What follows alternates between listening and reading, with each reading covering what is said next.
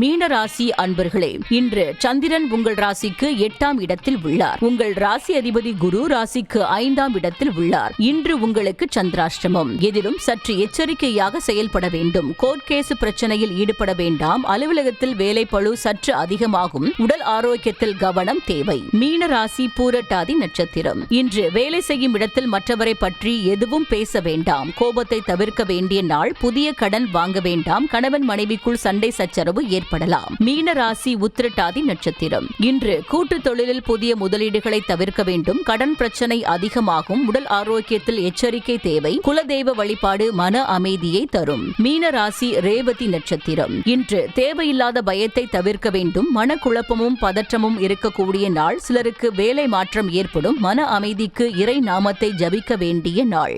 உங்கள் ராசி மற்றும் நட்சத்திர பலன்கள் முழுவதுமாக காண டிஸ்கிரிப்ஷனில் உள்ள லிங்கை கிளிக் செய்யவும்.